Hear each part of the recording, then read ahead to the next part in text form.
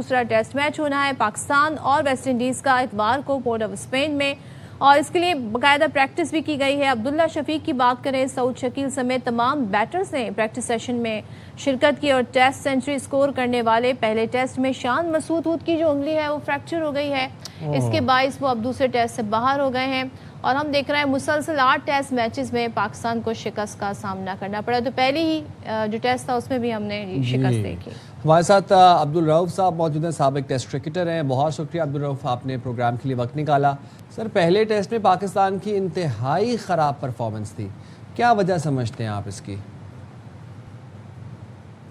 देखिए, बेसिकली कोई एक वजह नहीं है। सबसे बेसिक चीज़ तो ये है कि क्वेश्चन उन पे पूछना चाहिए जो हेल्म ऑफ अफेयर्स पर फायदे हैं कि आपने सिलेक्शन क्या की है, आपने किस बेस पे टीम को सिलेक्ट किया, कैप्टन को किस बेस पे लगाया गया, और उसके बाद ये जो पूरा ढांचा आपका सफ़र करा, क्योंकि पहली डिफीट नहीं है पाकिस्तान की। आप बांग्लादेश में भी आप पाकिस्तान वाइट वॉश हुआ और बांग्लादेश के अंदर, उससे पहले पाकिस्तान के अंदर बांग्लादेश पाकिस्तान को वाइट वॉश कर गया। यही वेस्ट इंडीज़ की टीम पाकिस्तान के अंदर पाकिस्तान को आखिरी टेस्ट मैच में शिकस्त दे के जा चुकी है, और अब एक दफ़ा फिर पाकिस्तान को वेस्ट इंडीज़ की हाथों शिकस्त हुई है। तो आप देखेंगे जो वर्ल्ड टेस्ट चैंपियनशिप है पाकिस्तान उसमें बिल्कुल बॉटम पे है, और ये तीसरा साल है मैं देख रहा हूँ कि जब से वर्ल्ड टेस्ट चैंपियनशिप का आगाज़ हुआ तो पाकिस्तान पहले राउंड से ही बाहर हो जाता और लगातार तीसरे साल ये बॉटम 9वें या 10वें नंबर पे मौजूद है। तो ये मेरा ख्याल है कि एक ओवरऑल फेलियर है ये जो लोग क्रिकेट चला रहे हैं उनका, और ये जो सिलेक्शन कमेटी है हमारी या पाकिस्तान की जो मैनेजमेंट है उसको। रऊफ से मैं कुछ स्ट्रेटजी, कोई गेम प्लान होता है? अगर हम पहले टेस्ट का अगर थोड़ा सा उसका एनालिसिस करें तो पहले टेस्ट की पहले इनिंग में आखिरी पाकिस्तान की 7 विकेटें 38 रन पर, फिर दूसरी इनिंग्स में 9 विकेटें 71 रन पर चली गई। हर दूसरा खिलाड़ी स्लिप पर कैच, बोल्ड या LBW आउट होता रहा और बड़े बड़े नाम नहीं चल रहा है। कप्तान बाबर आजम पर भी तनकीद हो रही है कि उन्होंने जी 50 तो की, लेकिन उन पर काफ़ी तनकीद हो रही है कि भाई जब जिस तरीके से कहते हैं ना, बाबर खुद तो अपनी बैटिंग कर लेते हैं लेकिन उसके बाद मैच में उनके कोई ऐसे वो स्कोर ऐड नहीं करता।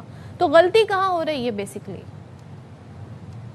देखिए, बेसिकली फॉल्ट ये है कि जब बार बार आपका फेलियर हो रहा है, बैटिंग कोलैप्स हो रही है, तो इसका मतलब है कि जो आपकी प्रिपरेशन मुकम्मल नहीं है। क्योंकि जब अगर आपकी प्रिपरेशन मुकम्मल होगी तो आप एक दफ़ा गलती करेंगे और बार बार ही उस गलती को नहीं दोहराएंगे। मैंने जिस तरह हवाला दिया बांग्लादेश की खिलाफ सीरीज़ का, उससे पहले वेस्ट इंडीज़, फिर साउथ अफ्रीका और फिर उससे पहले बांग्लादेश से वाइट वॉश, जो सेम मिस्टेक्स हो रही हैं। आप देखेंगे जो पाकिस्तान की पहली इनिंग है 244 फॉर 3 थे और उसके बाद फिर 280 ऑल आउट हो गए, यानी कि 7 विकेटें आपकी सिर्फ 30-31 रन के अंदर अंदर गिर गई। और फिर दूसरी इनिंग में हमें इतना बड़ा टोटल चेज नहीं करना था, 211 रन करने थे और 90 रन से हम मैच हार गए।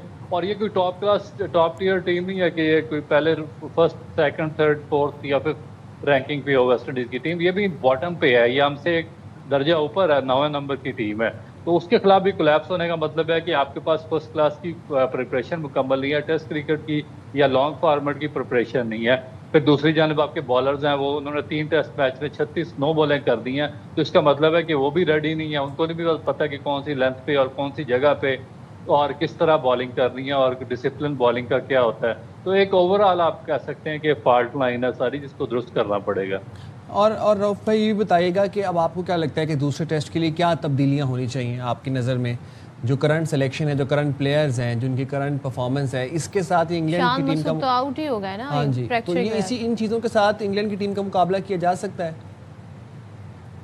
देखिए, मेरा नहीं ख्याल कि इंग्लैंड की टॉप टीम का इंग्लैंड में मुकाबला इस तरह किया जा सकता है, क्योंकि आपकी अपनी कंसिस्टेंसी नहीं है। आपने देखे कि ज़बरदस्ती अब आपने उसको अब्दुल्ला शफीक को शायद वहाँ पे भेजा है, फिर उसके बाद आपने सऊद शकील को भेजा है, और ये 2 ऐसे प्लेयर्स हैं, एक तो ये आउट ऑफ फॉर्म थे, पिछले काफ़ी टेस्ट मैचेस से परफॉर्म भी नहीं कर रहे थे, फिर दूसरा इनके फिटनेस पे कहा गया कि क्वेश्चन मार्क है, और फिर इनको पीछे जो सिलेक्शन भी इनकी नहीं की गई। और उसके बाद जो सबसे जो वर्स्ट चीज़ ये है कि डोमेस्टिक क्रिकेट में भी कोई इतनी खातर खाद की परफॉर्मेंस नहीं रही है।